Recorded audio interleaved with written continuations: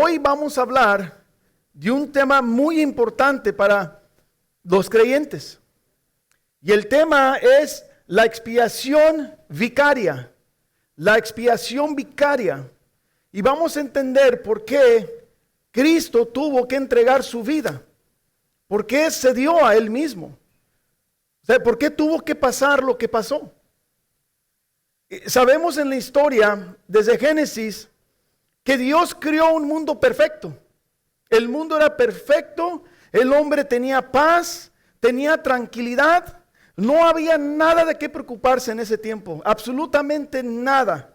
Ni por comida, ni por casa, ni por vestidura, absolutamente nada. Era hermoso el jardín del Edén, hermoso, de todas las frutas, todo lo que quería comer existía ahí. Un mundo perfecto, un jardín perfecto, con un Dios perfecto. Y aún Dios, en su gran amor, ve que el hombre está solo y crea a la mujer para que acompañara al hombre en su gran amor. Y el hombre y la mujer viven bien, sin problemas. No se ve que había discusiones, no se ve que había problemas. Había un amor genuino allí. Pero algo viene a cambiar el corazón del hombre, el corazón de la mujer. Algo vino a cambiarlo. Porque el corazón no estaba así cuando Dios lo creó. Pero viene algo a cambiar. Y es la famosa serpiente. La serpiente aparece en la historia y su astucia hace que la mujer y el hombre caigan en pecado. Ahí está el problema más grande, el pecado. El hombre, no conforme con lo que ya tenía, porque tenía todo excepto un solo árbol, tenía todo. No sé cuántos árboles, pero tenía absolutamente todo a su disposición, pero exceptamente un árbol no. Y el hombre, queriendo ser como Dios, ignora los mandatos de Dios y el problema sucede. Entra el pecado. Génesis 2, 16 al 17 nos dice, y el Señor Dios ordenó al hombre, de todo árbol del huerto podrás comer, de todo, pero del árbol del conocimiento del bien y del mal no comerás, un solo árbol, porque el día que de él comas, ciertamente morirás. Ese es el mandato de Dios. Todos son tuyos excepto uno, todos. En el momento que el hombre desobedece a Dios y decide obedecer a la serpiente, desde ahí, desde ese momento, el pecado entra al mundo. Ahí entró un hombre, un acto de desobediencia, entra el pecado y afecta a todo el mundo, a todas las generaciones. Aún hoy en día nuestra generación es afectada por ese pecado. ¿Y qué sucede? El pecado entra y el hombre muere espiritualmente. Dios le dice, vas a morir. Y la serpiente, ¿qué le dice? No, no es cierto. Sí murió. Murió espiritualmente, no físicamente, pero murió espiritualmente. En ese momento hay enemistad con Dios. Y quiero que entiendan esto. El pecado entra y hay enemistad que separa a Dios y al hombre. Una enemistad. Nos convierte en amigos, nos convierte en enemigos de Dios. Eso es la enemistad, enemigos de Dios. Y todos nos convertimos en enemigos de Dios. Todos los que no tienen a Cristo Jesús somos enemigos de Dios. Absolutamente todos. No queda ni un solo justo. No hay ni un solo justo en este mundo. ¿Por qué? ¿Por qué no hay un solo justo? Porque el pecado de Adán nos dejó la herencia del pecado. Es una herencia que nos dejó. Y es el pecado. Y Romanos 5, 12 al 14 nos dice, por tanto, tal como el pecado entró en el mundo por medio de un hombre, y por medio del pecado la muerte, así también la muerte se extendió a todos los hombres, porque todos pecaron. Pues antes de la ley había pecado en el mundo, pero el pecado no se tomó en cuenta cuando no hay ley. Sin embargo, la muerte reinó desde Adán hasta Moisés, aún sobre los que no habían pecado, con una transgresión semejante a la de Adán, el cual es figura de aquel que había de venir. Es figura de aquel que había de venir. Desde allí, ¿de quién nos está hablando? De Cristo Jesús. De Cristo Jesús. Y Romanos 5:18 nos dice, así pues, tal como por una transgresión resulta la condenación de todos los hombres. Una transgresión. Una sola transgresión nos convierte a todos en pecadores. Y quiero que entiendan, iglesia, todos nacimos en pecado, absolutamente todos. No hay exclusión, no me importa tu religión, no me importa tus creencias. Todos nacemos en pecado, absolutamente todos. Y en este pecado, en este estado pecaminoso, somos considerados enemigos de Dios. Nadie en un estado pecaminoso puede tener comunión con Dios. Nadie. Tú vives en pecado, estás excluido. No hay manera que tú te puedes conectar con Dios. ¿Por qué? Porque hay enemistad. Hay enemistad. El humano tiene una gran necesidad. Tú y yo tenemos una gran necesidad. Necesitamos ayuda en remover esa barrera de enemistad. Alguien la tiene que mover. Si no la mueven, no podemos tener comunión con Dios. Entonces, se tiene que ser removida. ¿Por qué? Porque esta enemistad es un estorbo entre Dios y el hombre. Entonces, tenemos gran necesidad nosotros. Y el hombre ha intentado de remover esta enemistad, pero han fracasado. Día tras día tras día, el hombre sigue fracasando en el intento de remover esta enemistad. Tantas religiones en este mundo, muchas religiones, muchas denominaciones que existen hoy en día. Y todos intentan de una manera u otra de remover esta enemistad humanamente. Hay tantas prácticas que te dicen que debes de hacer. Y Dios demanda algo santo, iglesia. Dios demanda algo santo, puro, sin mancha de pecado. El hombre no es puro. Tú y yo no somos puros. Tú y yo no somos santos. Por lo cual inmediatamente nos descalifica. No calificamos en un acto para remover esa barrera de enemistad. No la podemos. Los requisitos de Dios nos descalifica instantáneamente. Tú y yo no podemos hacer nada. Y desde el Antiguo Testamento, el hombre ha intentado borrar el pecado haciendo sacrificios tras sacrificios tras sacrificios. Pero estos sacrificios no son suficientes para llevarlos a la perfección. Y es lo que les quiero demostrar hoy en día. Los sacrificios del Antiguo Testamento. No hay poder humano para mantenernos puros y santos. No hay un poder. No hay nada que tú y yo podamos hacer para quedarnos en santidad. Humanamente estoy hablando. Y algo tiene que suceder, iglesia. Algo tiene que suceder para el perdón de los pecados. Para mantenernos santos. Algo tiene que existir. Algo nos tiene que cambiar, iglesia. La palabra de Dios nos demuestra que para obtener el perdón de pecados, el perdón de nuestros pecados, es necesario el derramamiento de sangre. No se puede evitar, tiene que haber sangre. En el Antiguo Testamento vemos que había muchos sacrificios de animales para la expiación de los pecados. Y uno de los grandes problemas es, y quiero que recuerden esto, iglesia, uno de los grandes problemas de la expiación de pecados del Antiguo Testamento es que se tenían que hacer año tras año, vez tras vez. No era un acto perpetuo, no era un acto eterno. Eran sacrificios que tenían que hacer año tras año. Y lo peor de todo de estos actos del Antiguo Testamento no eran un acto para transformar a la humanidad. No tenían poder absoluto para cambiar a nadie, pero eran actos de sacrificio. Y Hebreos nos dice algo importante de estas ofrendas y estos sacrificios. Hebreos 9, 9 al 10. Hebreos 9, 9 al 10.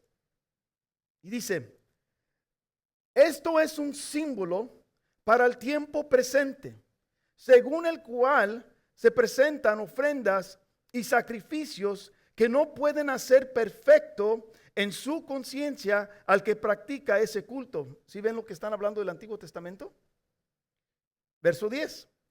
Ya que tiene que ver solo con comidas y bebidas y diversos lavamientos, ordenanzas para el cuerpo impuestos hasta el tiempo de reformar las cosas.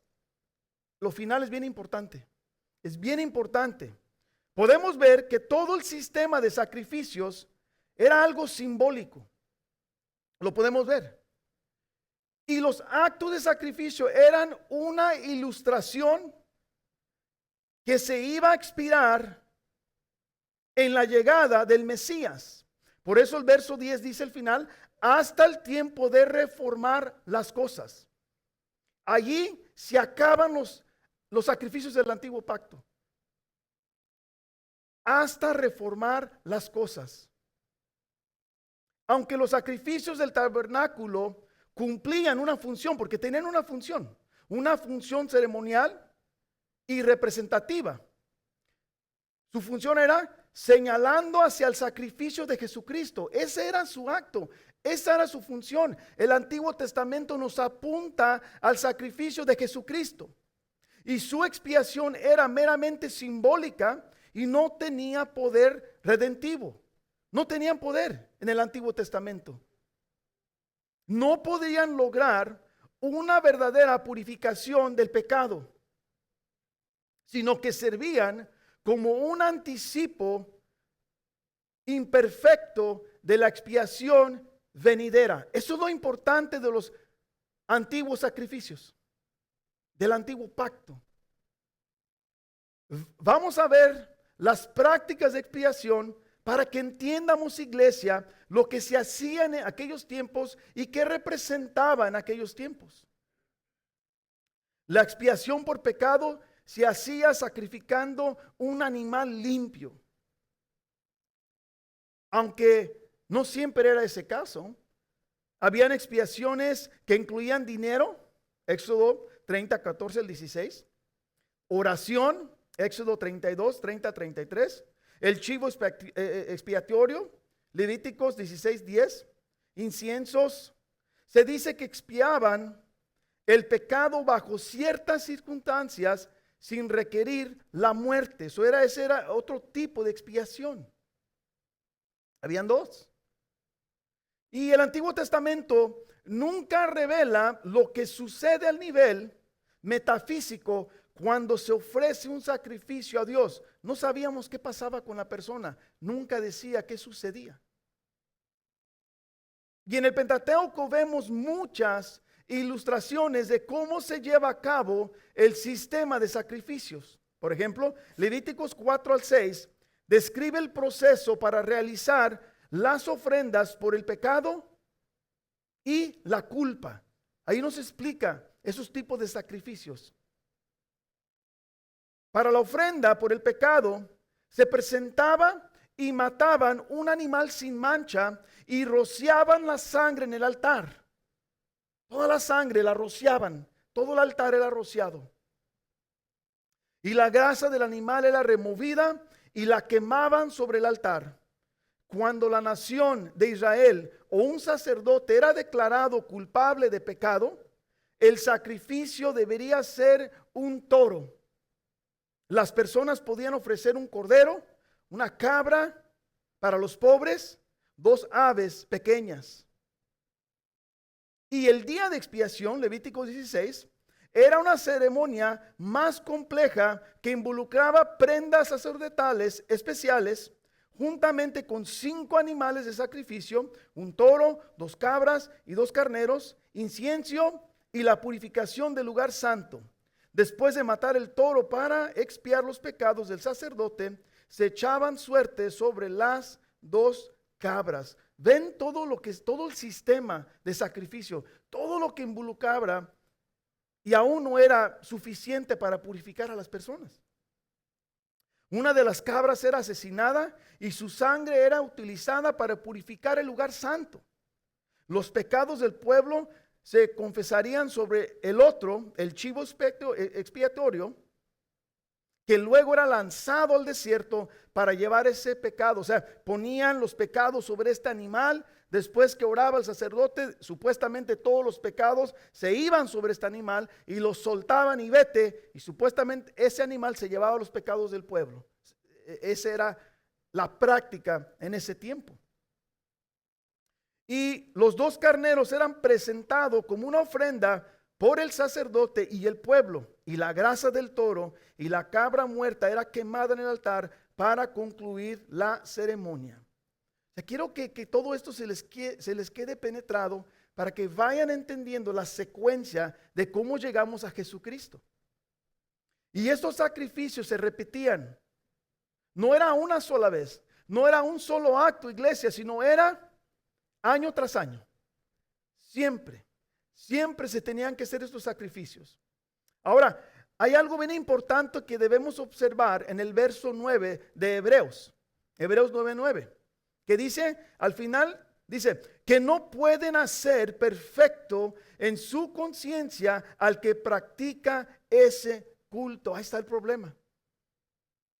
Ahí está la raíz del problema de los sacrificios del Antiguo Testamento.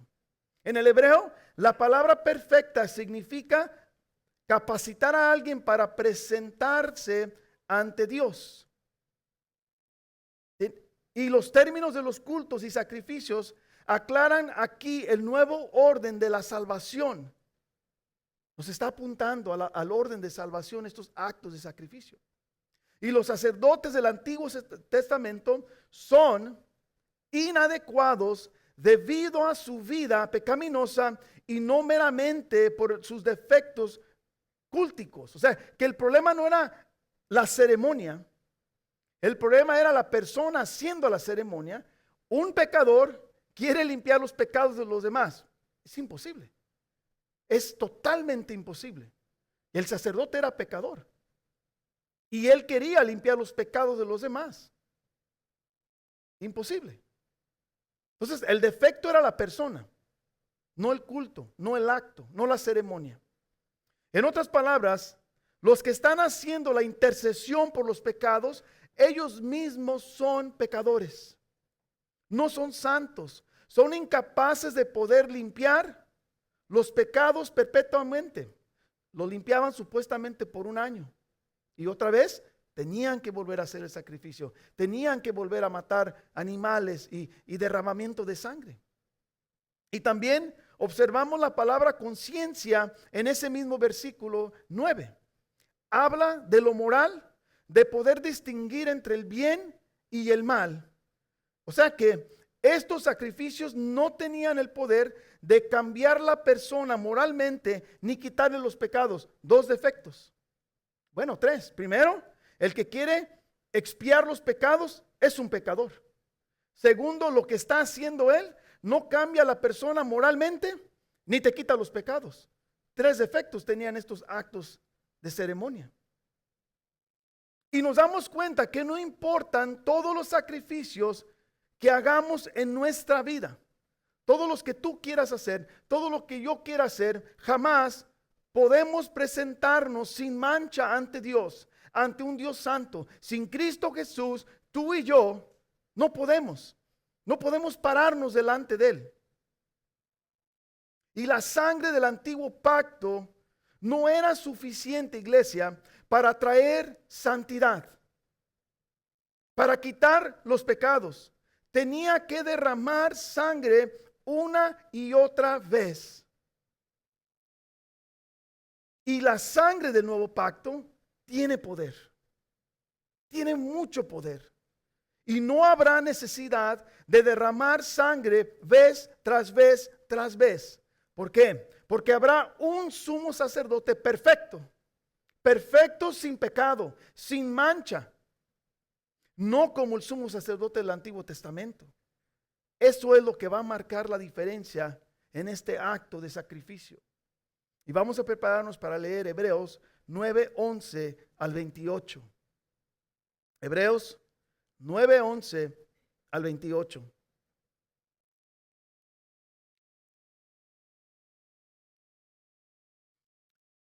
Pero cuando Cristo apareció como sumo sacerdote de los bienes futuros, a través de una mayor y más perfecto tabernáculo, no hecho con manos, es decir, no de esta creación, entró al lugar santísimo una vez para siempre, no por medio de la sangre de machos cabríos ni de becerros, sino por medio de su propia sangre, obteniendo redención eterna.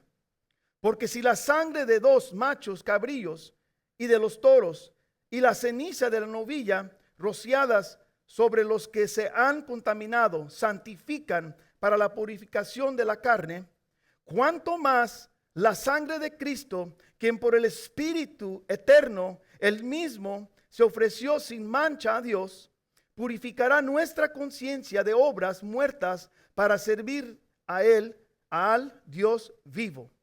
Por eso Cristo es el mediador de un nuevo pacto, a fin de que, habiendo tenido lugar una muerte para la redención de las transgresiones que se cometieron bajo el primer pacto, los que han sido llamados reciben la promesa de la herencia eterna. Porque donde hay un testamento, necesario es que ocurra la muerte del testador, pues un testamento es válido solo en caso de muerte, puesto que no se pone en vigor mientras viva o vive el testador. Por tanto, ni aun el primer pacto se inauguró sin sangre, porque cuando Moisés terminó de promulgar todos los mandamientos a todo el pueblo conforme a la ley, tomó la sangre de los becerros y de los machos cabríos con agua y lana, escarlata y hisopo, y roció el libro mismo y todo el pueblo, diciendo: esta es la sangre del pacto que Dios les ordenó a ustedes. De la misma manera, roció con sangre el tabernáculo y todos los utensilios del ministerio. Y según la ley, casi todo ha de ser purificado con sangre, y sin derramamiento de sangre no hay perdón. Por tanto, fue necesario que las representaciones de las cosas en los cielos fueran purificadas de esta manera, pero las cosas celestiales mismas con mejores sacrificios que estos, porque Cristo no entró en un lugar santo hecho por manos, una representación de verdadero, sino el cielo mismo, para presentarse ahora en la presencia de Dios por nosotros, y no para ofrecerse a sí mismo muchas veces, como el sumo sacerdote entra al lugar santísimo cada año con sangre ajena. De otra manera, a Cristo le hubiera sido necesario sufrir muchas veces desde la fundación del mundo, pero ahora, una sola vez en la consumación de los siglos, se ha manifestado para destruir el pecado por el sacrificio de sí mismo. Y así como esto está decretado que los hombres mueren una sola vez y después de esto el juicio, así también Cristo, habiendo sido ofrecido una vez para llevar los pecados de muchos, aparecerá por segunda vez sin relación con el pecado, para salvación de los que ansiosamente lo esperan. Está largo, pero era importante leerlo, y ahí hay mucha información que vamos a desglosar para que entiendamos este acto de sacrificio. Y Cristo como sumo sacerdote, el sacerdote humano, imperfecto, pecaminoso, en este nuevo pacto es reemplazado por un sumo sacerdote santo, perfecto y sin pecado. Es la gran diferencia. Y ahora Cristo aparece como nuestro sumo sacerdote. Él es nuestro sumo sacerdote. Cristo es el sumo sacerdote que nos va a traer todos los beneficios a futuro. Vienen beneficios, iglesia. Y todas las bendiciones futuras solamente se podrían recibir por medio del nuevo sumo sacerdote. No hay otra manera. Él nos eligió, iglesia. Él nos eligió. Y puesto por hombres, y no puesto por hombres como los anteriores sacerdotes, sino Cristo es elegido y puesto por Dios. Es una gran diferencia. El hombre antes elegía y ahora Dios eligió nuestro sumo sacerdote. Y gracias a Dios que nos dio un hombre perfecto.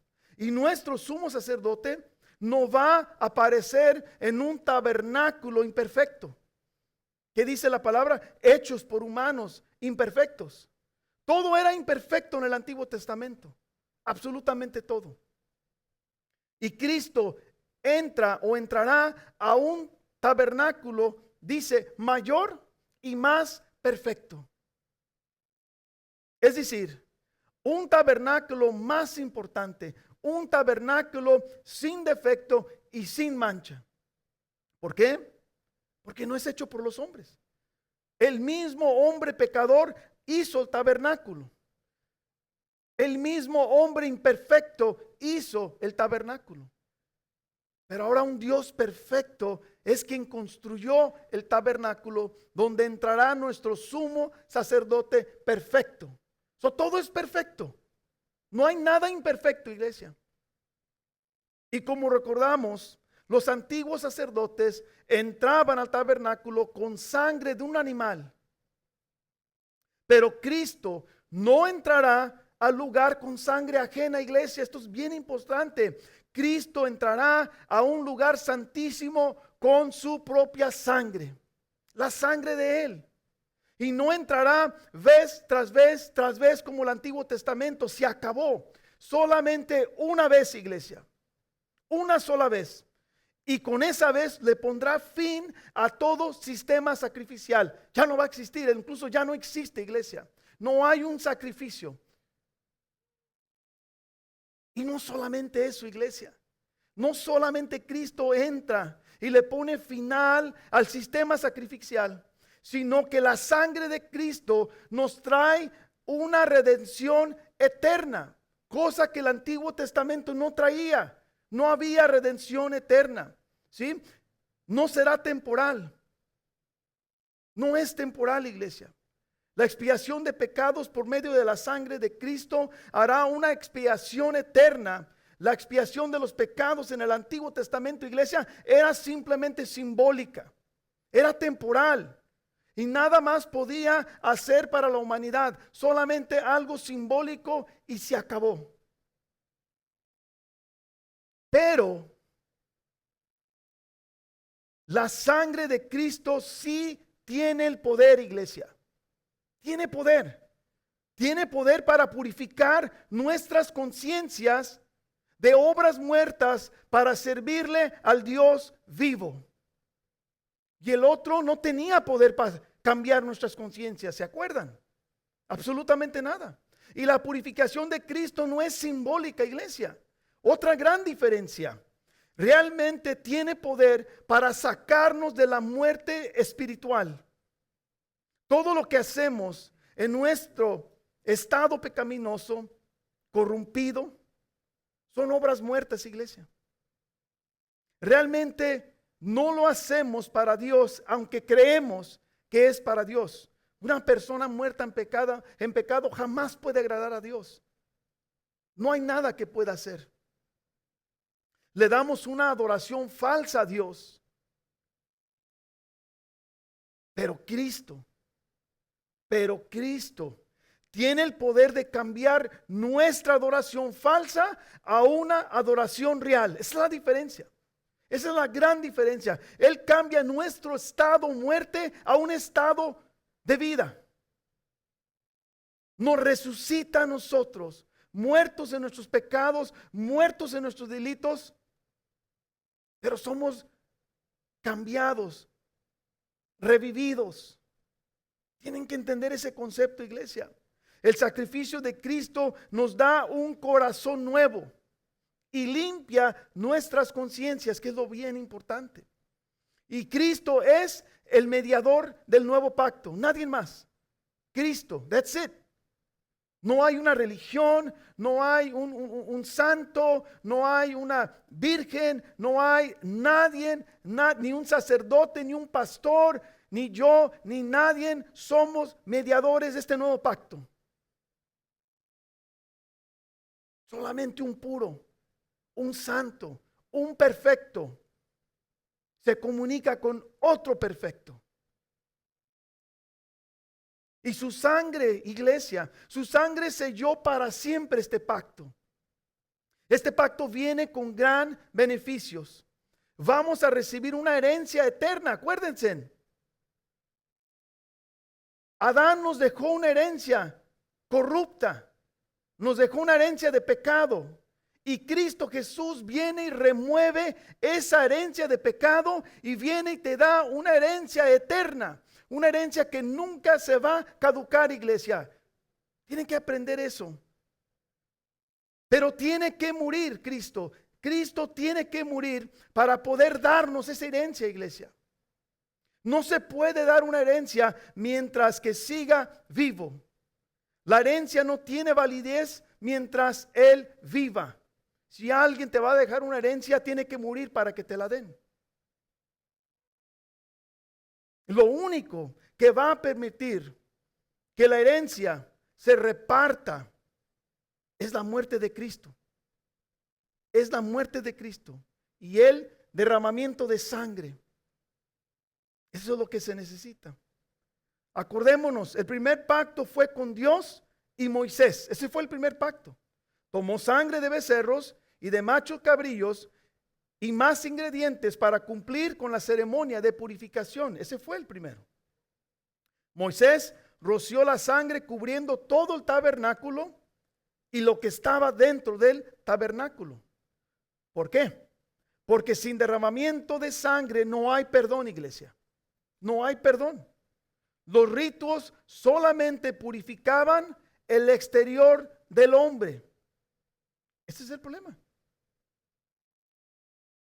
Solamente quedaban limpios por fuera. Por ejemplo, en el Antiguo Testamento, cuando alguien tocaba un cadáver, quedaban impuros, de acuerdo a sus creencias, quedaban impuros. Pero podían quedar limpios siguiendo los pasos ceremoniales de la ley y en 7 días quedaban limpios. Y esto no fue suficiente para cambiar la condición moral y espiritual de las personas. No es suficiente. No era suficiente para santificarlos y no podían quitar las impurezas. No podían. Pero Cristo entra, toma el lugar del sumo sacerdote y entra al lugar santísimo.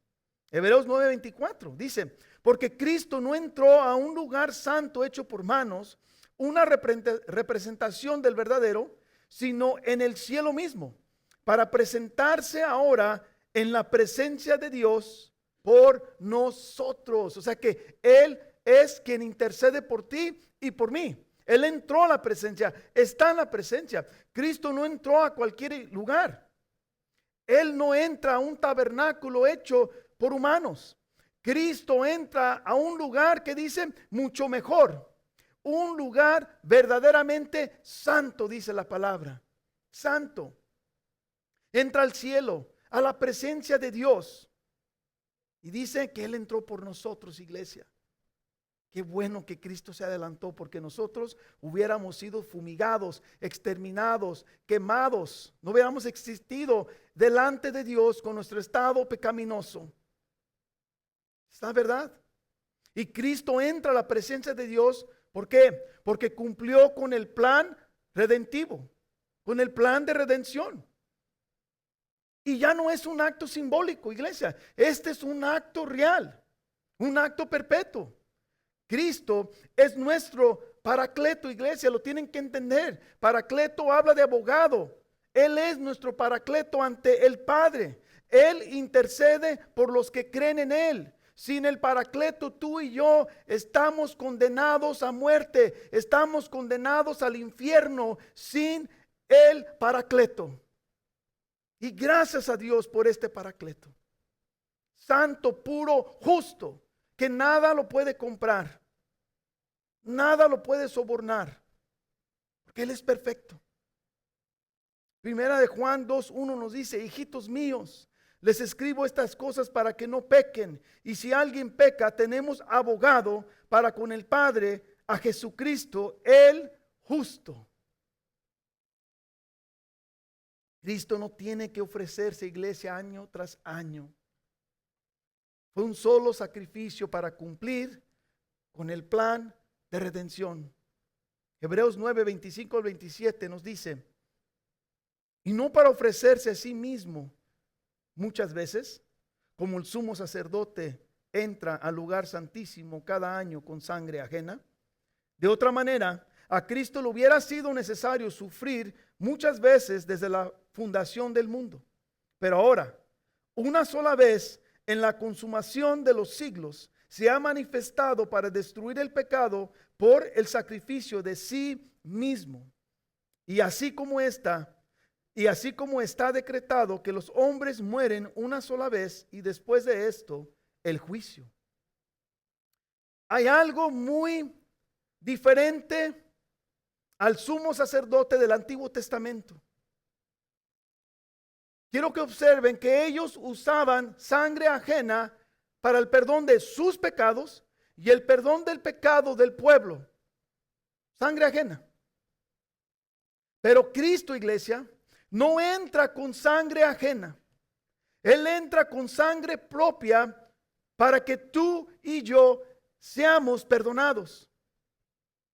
Él sufrió en la cruz porque nos ama, iglesia. No hay un amor más grande que el de Cristo Jesús. No lo hay. Y Cristo entra al lugar santísimo para hacer expiación de tus pecados, de mis pecados, no los pecados de Él, como los sacerdotes en el Antiguo Testamento. Él entra para hacer expiación de los pecados de todos aquellos que creen en Él. Es una gran diferencia. Cristo no tenía pecado. Nuestro sumo sacerdote es perfecto, sin mancha, puro, que solamente era necesario hacer expiación de los pecados una sola vez.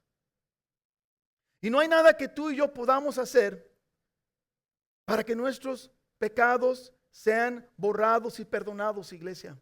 Tú no tienes poder, yo no tengo poder. Lo único que Dios acepta es la paga de Cristo. Es lo único que aceptó y no acepta nada más. La sangre del Cordero sin mancha, nuestro paracleto justo.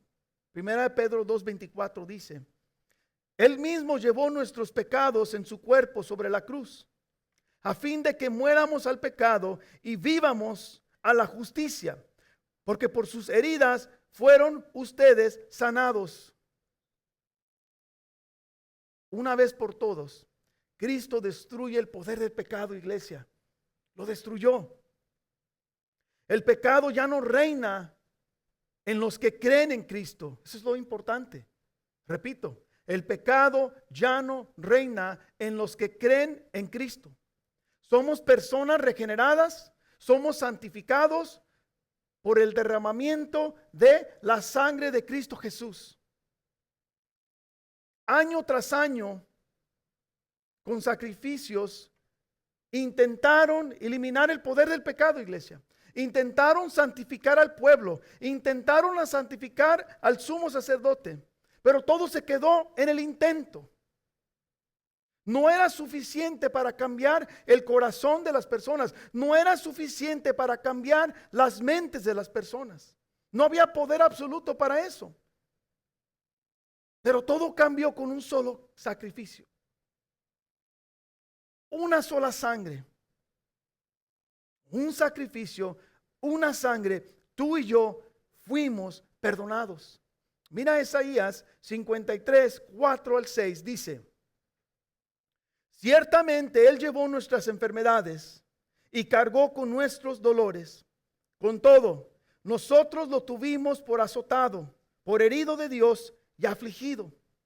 Pero Él fue herido por nuestras transgresiones, molido por nuestras iniquidades. El castigo por nuestra paz cayó sobre Él, y por sus heridas hemos sido sanados. Todos nosotros nos descarriamos como ovejas, nos apartamos cada cual por su camino, pero el Señor hizo que cayera sobre Él la iniquidad de todos nosotros. Cristo experimentó todo el dolor. Él toma toda la ira de Dios, iglesia. Todas nuestras iniquidades quedaron sobre Él. Un hombre santo, un hombre perfecto, iglesia. Tiene que entrar esto a tu corazón. Ya no puedes ser la misma persona fría. Ya no puedes hacer la misma persona que calienta bancas. Ya no puedes ser la misma persona que eres indiferente, que te crees salvo porque vienes a la iglesia. Eso se acabó, eso no existe.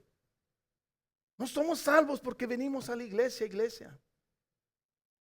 No. Somos salvos porque creemos en lo que Él hizo. Porque confesamos que Él es Señor. Cristo experimentó todo el dolor y toda la ira. Y la muerte en la cruz no es cualquier muerte.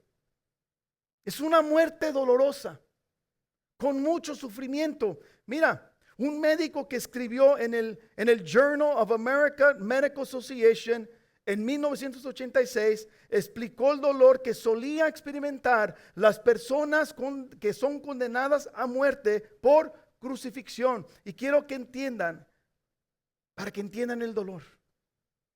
Tú puedes decir Cristo era Dios y Cristo no sufrió. ¿Really? Vamos a ver si no sufrió. Vamos a ver si no sufrió. Dice esta persona que escribió: un proceso de respiración adecuada requiere levantar el cuerpo empujando con los pies y flexionando los codos. O sea, que Cristo tenía que empujar sus pies para arriba para poder respirar. Sin embargo, este movimiento ponía todo el peso del cuerpo sobre sus tarsos y producían un punzante dolor. Además, la flexión de los codos causaban rotación de las muñecas alrededor de los clavos de hierro y causaba un dolor brutal por los nervios dañados, todos los nervios dañados, en agonía, en dolor, Cristo queriendo respirar. Además, la flexión de los codos causaban rotación de las muñecas alrededor de los clavos de hierro, y causaban un dolor brutal por los nervios dañados. Y luego, calambres musculares, entumecimiento en los brazos extendidos y levantados se agregaba a la incomodidad. Los brazos dormidos, con ardor, con dolor, sus muñecas, todo incómodo. Y como resultado, cada esfuerzo por respirar resultaba agonizante y agotador y llevaba al final a la asfixión.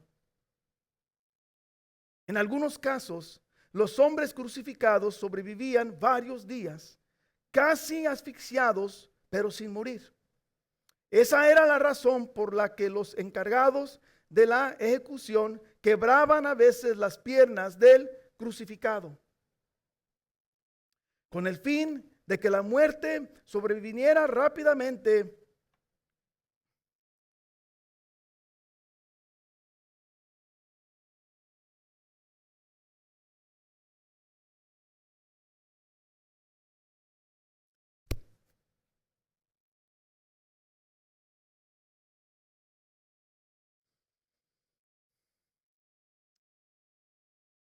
Como vemos en Juan 19, 31 y 33.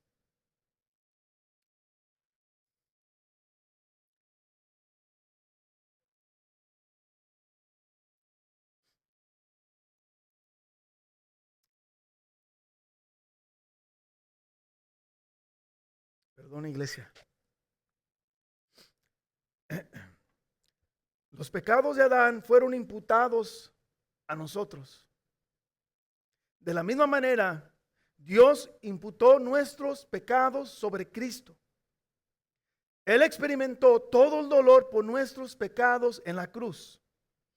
Y no cualquier dolor, iglesia. Este dolor y sufrimiento fue algo sin igual. Cristo borró los pecados. Gloria a Dios. Un hombre trajo los pecados al mundo y un hombre borra los pecados del mundo. Romanos 5:12 dice: por tanto, tal como el pecado entró en el mundo por medio de un hombre, y por medio del pecado la muerte, así también la muerte se extendió a todos los hombres, porque todos pecaron. Romanos 5:17 al 18. Porque si por la transgresión de un hombre, por este reinó la muerte, mucho más reinará en vida por medio de un hombre, Jesucristo, los que reciben la abundancia de la gracia y el don de la justicia. Así pues, tal como por una transgresión resulta la condenación de todos los hombres, así también por un acto de justicia resultó la justificación de vida para todos los hombres. Esta es la justificación. Hay tanta mentira allá afuera en este mundo. Y Jesucristo dijo: la verdad te hará libre. Repito, no hay una iglesia en este mundo que tenga el poder para justificarte de Dios. No hay una oración que tú puedas hacer, sino creer en el poder de Cristo. Cristo nos redime, iglesia. Él pagó nuestra deuda ante Dios, ante el Padre. Y no solamente pagó nuestra deuda, pero algo más va a suceder, iglesia. Esto es más emocionante. Paga nuestra deuda, pero Hebreos 9:28b dice: aparecerá por segunda vez sin relación con el pecado para salvación de los que ansiosamente lo esperan. La eficaz, iglesia, la eficaz de la cruz se ve en la eliminación del pecado.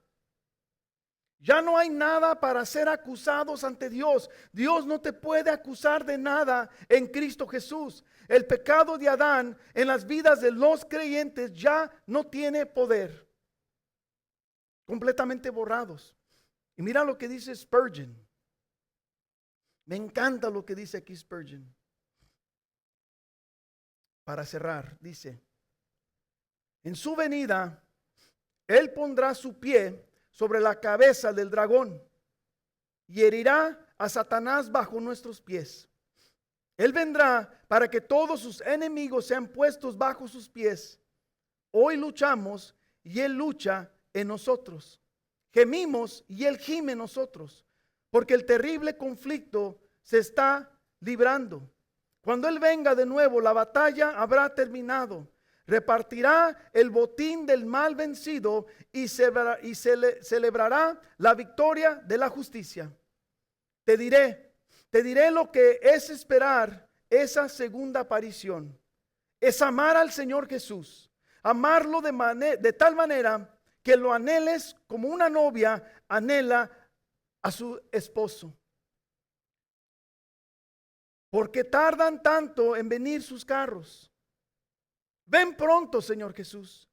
El amor fuerte odia la separación, anhela la unión, grita: ven Señor, ven Señor. El anhelo sigue los pasos del amor, espera su venida, es prepararse para Él. Iglesia, Cristo viene por su iglesia. Ya no viene Él mismo. Perdón, Cristo viene por su iglesia y Él viene por nosotros. Y el mismo poder de hace 2000 años existe todavía en este momento. Existe para los arrepentidos, existen para los que creen en Él. Ese poder victorioso aún está activo hoy en día. Cristo salva a los pecadores arrepentidos. Y si Cristo no es tu Salvador, y si tú no crees en Cristo Jesús, y si tú crees que una relación con tu religión te va a salvar, tienes una gran sorpresa esperándote al final de tu vida. No te va a salvar el sacerdote, no te va a salvar el santo, no te va a salvar tu pastor, no te va a salvar leer la Biblia todos los días. Lo que te va a salvar es confesar que tú crees en Cristo Jesús, que te has arrepentido de tu vida y que quieres entregarle tu vida, quieres entregarle tu corazón y que quieres vivir el resto de tus días en Él. Vamos a orar mientras que se para el equipo de alabanza. Vamos a ponernos de pie, iglesia.